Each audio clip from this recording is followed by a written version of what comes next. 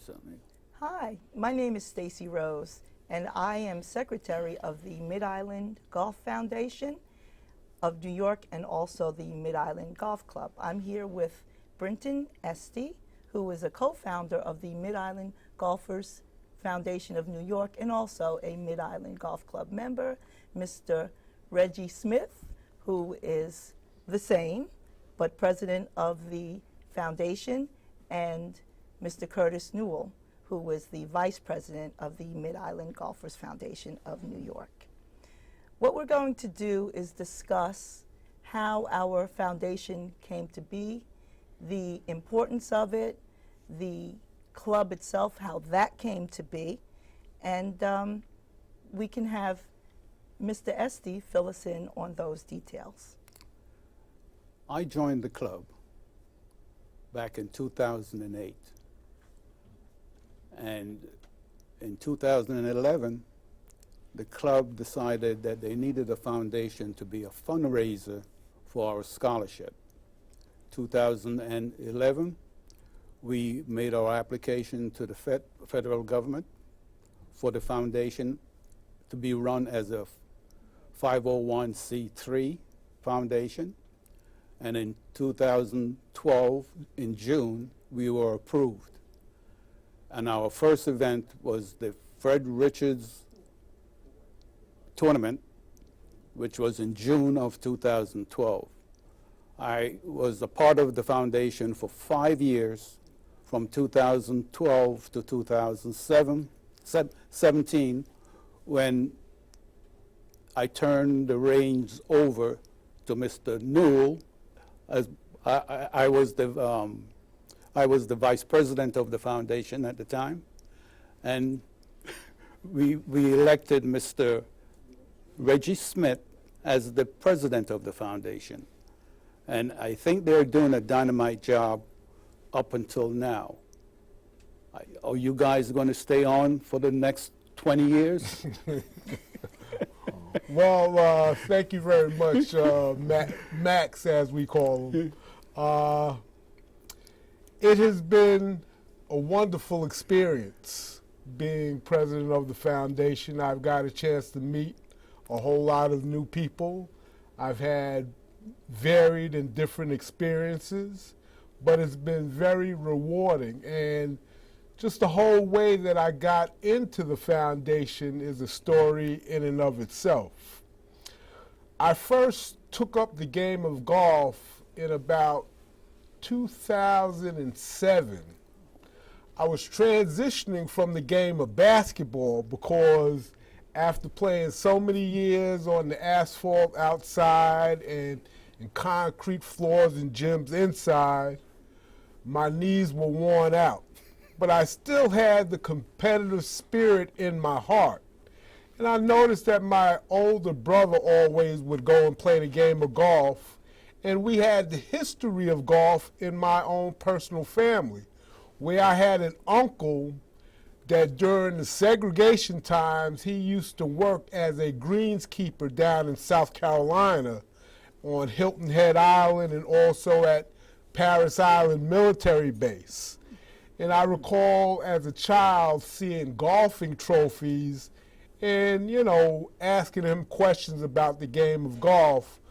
But I never got around to participating until 2007, where at a family reunion, it just so happens that my older brother took me to Parris Island Marine Base, and we played around the golf on their golf course. And I vividly remember playing in my regular basketball sneakers while I played. So that was a long, long time ago. And as we all know, in order to get good at the game of golf, you have to do a lot of practicing.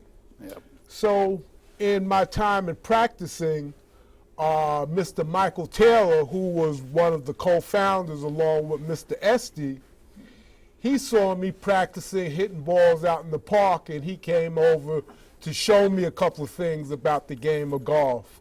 And there, me and Mike, we struck up a relationship, and he roped you in. Absolutely. Well, I would say the game itself Rope roped you me in, right. Okay, because those who really appreciate the game of golf become addicted to it. I'll turn it over to Mr. So, Newell. Max, I was around when you and Mike Taylor started up the foundation, or at least submit the application.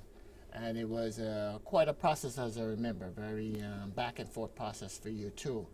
And as I remember, one of the reasons why we went down the road to do the foundation is because we were trying to bring in more corporate sponsors and reach out to the public a little bit more so they know that we exist, know what we are doing, and what we intend to do to help build the community. That is So correct. could you speak to some of the challenges that you had to put the foundation together? Well, number one, we didn't do it by ourselves. We had the help of an accountant. And he showed us exactly, the different ways to go and make it a little bit easy to get into the federal edict, right? But it usually takes no more than 3 to 4 months. It took us 6 months from the time we made our application until the time we were approved. And then after we got our approval as a 501c3, then we have to register with the state. Okay. Right? 501c3 is under the auspices of the federal government. Then we have to register with the state, and that's more prolonged. You get around 10 forms to fill out for the state. You only have 1 form for the feds, right? And with the help of the accountant, we worked that out until we were able to do things on our own. Instead of going through the accountant, we went directly to the feds or to the state to get all the information and all the rules and regulations that you have to apply, which is compliance, Compliance, right? right. The main Bylaws. the main compliance is with the federal government. Right. The state government, all you have to do is report to them, right? And when you report to the state, you also have to give them the federal documents, right? And to run the foundation, what I found, it was an eye-opener to me, number one, because with my experience, I never had anything to do with the federal government that in detailed, right? But after a while, it's a bunt. So let me raise one other point. Prior to the foundation, the clubs gave scholarship. Yeah. Wait. So When I came in 2008, they were given scholarship, and I think under the club's name. But why we decided to go with a foundation is the tax exemption. okay. The main thing, the tax exemption and the fundraiser. And then all we had to do was just only do 1 or 2 events for fundraising. And with that, you can control the monies as it comes in, right? Has it helped? Yes. Okay. So We've- we are able to do more? Right, we gave out more scholarship. We started, when I first came into the club was giving out 2 to 3 scholarship. Once the foundation got started, we went up to 5 to 6 scholarship. Now, the last amount of scholarship that we gave out in 2016 was 6. Right? And I noticed that your what do you call it?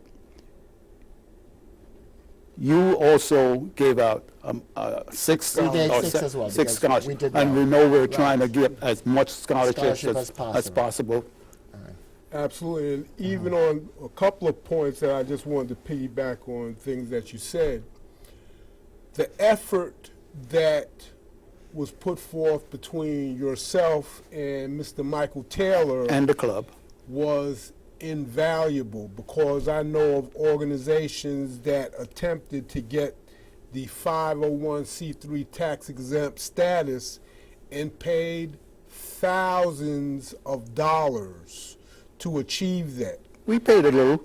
Well, but it wasn't in the thousands like other organizations. It was a lot of sweat equity, as we would call it, that you and Mr. Taylor put in doing the legwork to set up the foundation, not only the foundation itself, but the basis of everything that we are building on right now. Okay. Could you point to some of the other key members that were helpful? Well, when we started the foundation, we had 13 board members, Right. I can't run off the names. No, just to naturally, get some credit. Some of the board members had moved from New York to different states, and some of them either resigned because of personal reasons, whatever. Passed. Right, right, exactly. But it was a knit group of people, and at one time it became only Mike and myself that actually pushed the foundation, which was no big deal. But you kept it going. Yeah, we did. Yeah, we did. And I learned a lot, I swear. I learned a lot about the rules and regulations from the federal government and the state government. State government is a pain. It is. So The federal if we want to government, tell they the don't bother you community that much. That we exist and what we're doing, and we want them to be a part of what we're doing and help us grow so we can do more for the I community. tell you what we did do. We for not advertisement, for sponsorship, I wrote a whole bunch of letters. I mean, to all, you name the organizations, all the sports clubs in New York, numerous different organizations, that we wrote to. Some of them respond to us, but most of them did not, right? And some of them made promises that they never kept. So, Well, that's what makes it very exciting for us right now. The club came into existence in 1961 Right. under the able hands of Dr. Fred Richards. Our main fundraiser is named for Dr. Fred Richards. Right. And how that came about is because black professionals, he was a medical doctor, Right. could not play golf at these private courses. So these men came together and they formed the Mid-Island Golf Club. From that, we have the Mid-Island Golfers Foundation of New York. And right now, it's really exciting because we're branching into the First Tee National School Program, using some of our funds to impact more children. Absolutely. And that's something that we are truly excited about, because we actually have a chance to impact on young people as part of their school curriculum. We are bringing the game of golf, which seems inaccessible to most young people that attend New York City public schools.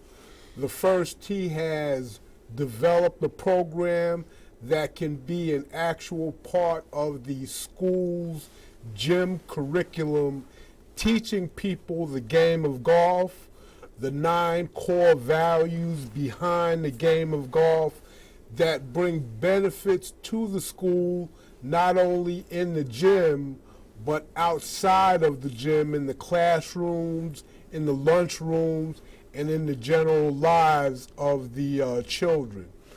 I often said that once I got involved in the game of golf, just being on a golf course can change the disposition of a person. Because most golf courses that you go to are well kept, well manicured, the smell of the grass, the camaraderie with the people that you're playing with.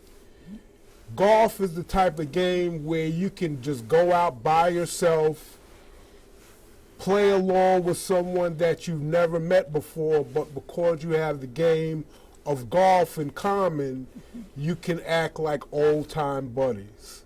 And that's Me being a woman, golf, I started playing